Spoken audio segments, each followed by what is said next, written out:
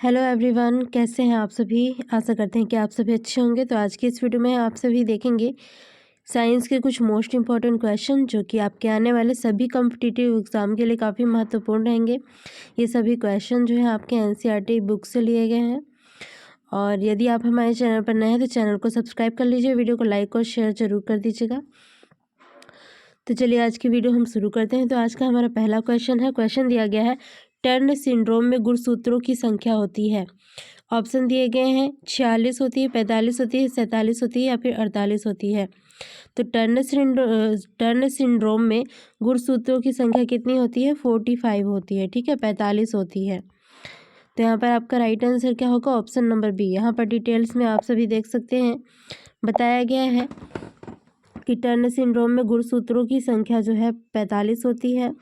Turn syndrome ऐसी स्त्रियों में होता है जिसमें एक लिंग गुणसूत्र में से केवल एक्स गुणसूत्र जो है उपस्थित होता है, ठीक है। जिसमें क्या होता है, जिनमें कि लिंग गुणसूत्रों में से केवल एक्स गुणसूत्र जो है उपस्थित होता है, अर्थात यह लिंग गुणसूत्र के लिए मोनोसोमिक, क्या कहते हैं इसे, मोनोसोमिक होती हैं, ठीक है।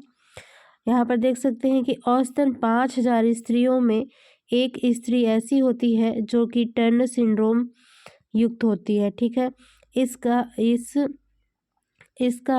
स्त्री रूप जो है पूर्ण रूपेण विकसित नहीं होता है, कद छोटा होता है, जननांग अल्प विकसित होते हैं और स्तनों का विकास न होने से वक्ष चपटा रहता है।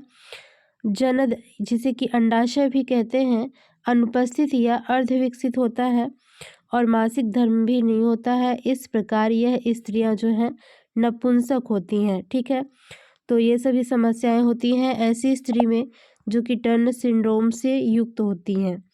यहाँ पर आप देख सकते हैं क्लाइनफिल्टर सिंड्रोम में क्या बताया गया है कि इसमें लिंग गुणसूत्र 2 के बजाय 3 और प्रायः XXY होते हैं, ठीक है।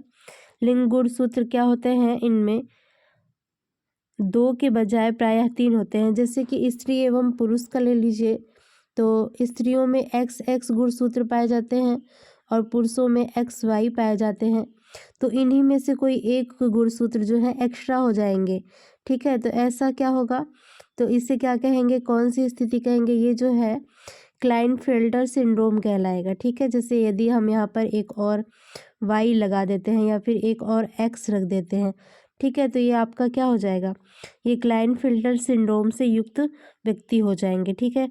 तो ये लिंग गुणसूत्र के लिए इसे क्या कहते हैं, ट्राइसोमिक होते हैं, ठीक है।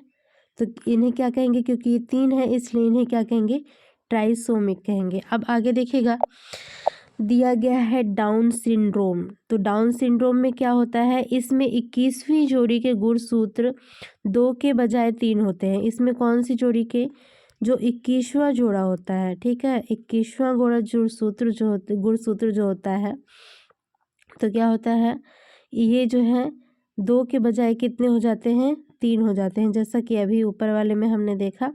अतः गुणसूत्र समूह होता है। गुणसूत्र समूह क्या होता है, जैसे कि 46 गुणसूत्र होते हैं, ठीक है, टोटल मिला के। तो यहाँ पर एक गुणसूत्र और आपका एक्स्ट्रा हो जाएगा, ठीक है। टोटल कितने हो जाएंगे, 47 हो जाएंगे। तो ये आपका डाउन सिंड्रोम के अंतर्गत ये स्थिति होती है, ठीक है। तो ये आपसे भी देख सकते हैं, इसे और भी आप सभी जो है डिटेल्स में पढ़ सकते हैं। नेक्स्ट क्वेश्चन देखिएगा, क्वेश्चन दिया गया है, क्वेश्चन है कला गहन में भरा हुआ तरल कहलाता है। कला गहन में भरा हुआ तरल कहलाता है। तो यहाँ पर ऑप्शन दिया गया है, पेरीलिम्फ कहलाएगा, हीमोलिम्फ कहलाएगा, लसिका कहलाएगा या फिर एंडोलिम्फ कहलाएगा। तो यहाँ पर आप सभी देख सकते हैं कि यहाँ पर इसका राइट आंसर क्या होगा, एंडोलिम्फ होगा, ठीक है। तो कला गहन, जिसे कि मेम्ब्रेनस लाइब्रिंथ भी कहते हैं, इसे क्या कहा जाएगा, इसे क्या कहेंगे, एंडोलिम्फ, ठीक है। जो तरल भरा हुआ रहता है, इसे क्या कहेंगे, इसे कहेंगे एंडोलिम्फ। तो यहाँ पर राइट आंसर हो जाएगा ऑप्शन नंबर डी। यहाँ पर डिटेल्स में आप देख सकते हैं कि बताया गया है कलागहन में भरा हुआ तरल जो होता है क्या होता है, एंडोलिम्फ होता है। और यह हेलिकोट्रीमा से एक नली के द्वारा जुड़ा हुआ होता है। ठीक है, इस तरल को क्या कहेंगे, एंडोलिम्फ कहेंगे। और किसके द्वारा, हेलिकोट्रीमा के एक नली के द्वारा जो है जुड़ा हुआ रहता है। स्केला वेस्टिबुली के सतह के नज़दीक कलागहन फेनिस्ट्रा ओवेलिस से जुड़ा हुआ होता है। वास्तव में अर्धपारदर्शक झिल्ली का बना हुआ होता है।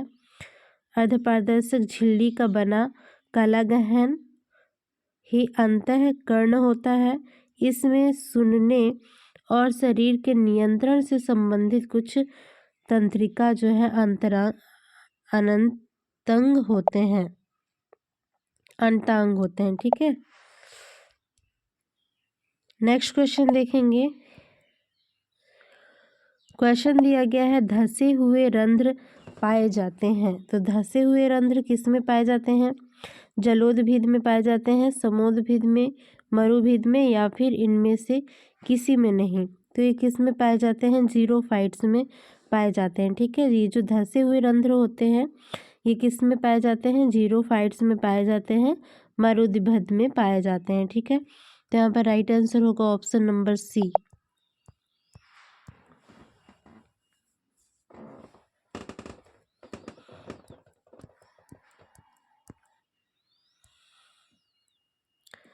यहाँ पर भी आप सभी देख सकते हैं कि धंसे हुए रंध्र जो है जीरोफाइट्स में पाए जाते हैं। मरुद्भिद पौधे का मुख्य लक्षण क्या होता है कि पट्टियाँ छोटी एवं स्केल जो है स्केली एपिडर्मिस मोटी क्यूटिकल से ढकी हुई। ठीक है, पत्तियाँ क्या होती हैं, छोटी होती हैं, स्केली एपिडर्मिस मोटी क्यूटिकल से ढकी, और धंसे हुए रंध्र जो बालों से ढके हुए गूदेदार तना पत्तियों में पानी का संग्रह है, और यांत्रिक ऊतक अत्यधिक विकसित इत्यादि। ठीक है, ये सभी इसके लक्षण हैं। उदाहरण के लिए कैसे पौधे हैं, तो जैसे कि आपका अकेशिया हो गया, ठीक है, अगेव हो गया, अपुंटिया हो गया, इफेड्रा हो गया, और स्पेरगस हो गया। ठीक है, ये सभी इसके एग्जाम्पल हैं। नेक्स्ट क्वेश्चन देखिएगा। नेक्स्ट क्वेश्चन दिया गया है यूफोरबिया हिरसुटा में पुष्पक्रम होता है। यूफोरबिया हिरसुटा में पुष्पक्रम होता है। कैसा पुष्पक्रम होगा, हाइपोथोडियम होगा, या फिर साइथियम होगा, या फिर वर्टिसिलास्टर होगा, या फिर रेसिमोस होगा। तो साइथियम होगा। ठीक है, साइथियम होगा। यह जो है हिरसुटा जो है हिरसुटा में जो पुष्पक्रम होगा, ठीक है, ये कैसा होगा, साइथियम होगा। तो यहाँ पर राइट आंसर हो जाएगा ऑप्शन नंबर बी। यहाँ पर देखेंगे यूफोरबिया हिरसुटा में पुष्पक्रम जो है साइथियम प्रकार का होता है। इसमें सहपत्र चक्र बनता है, और इस चक्र के सभी सहपत्र आपस में जो है संलयित होकर एक प्याले के समान की क्या संरचना बना लेते हैं। ठीक है, और इस संरचना के बीच में एक मादा पुष्प मिलता है जो कि वृंत से लगा हुआ रहता है। ठीक है, और द्विअंडपी युक्तांडप होता है, और इस मादा पुष्प के चारों तरफ नर पुष्प प्रत्येक सहपत्र के सामने एक वृश्चिकी ससीमाक्ष में लगे रहते हैं, और यह पुष्पक्रम यूफोरबिया वंश का विशिष्ट लक्षण है। ठीक है, कौन से पुष्पक्रम का, यूफोरबिया वंश का, ठीक है, विशिष्ट लक्षण होता है। अब नेक्स्ट देखेंगे। नेक्स्ट क्वेश्चन दिया गया है, ये मोस्ट इम्पॉर्टेंट क्वेश्चन है। ठीक है, क्वेश्चन दिया गया है कि बेलेनोग्लोसस, ठीक है, बेलेनोग्लोसस का लार्वा है। तो बेलेनोग्लोसस का लार्वा क्या होता है, Muller larva, tadpole larva, tornaria larva या फिर उपरोक्त में से कोई नहीं। तो बेलेनोग्लोसस जो होता है इसका लार्वा कैसा होता है, क्या कहते हैं, तो टोर्नेरिया होता है। ठीक है, यहाँ पर राइट आंसर होगा ऑप्शन नंबर सी। यहाँ पर देख सकते हैं बेलेनोग्लोसस का लार्वा एक प्रकार का टोर्नेरिया लार्वा है। इसकी खोज जो है 1850 ईस्वी में जे मुलर के द्वारा की गई थी। ठीक है, भ्रूणी विकास के समय भ्रूण के ऊपर समान रूप से झिल्लियाँ जो है वितरित होती हैं और यह अंडे की झिल्ली को तोड़ करके बाहर आकर तैरने लगता है, जिससे कि टोसेरिया कहते हैं। ठीक है, चलिए नेक्स्ट क्वेश्चन देखेंगे।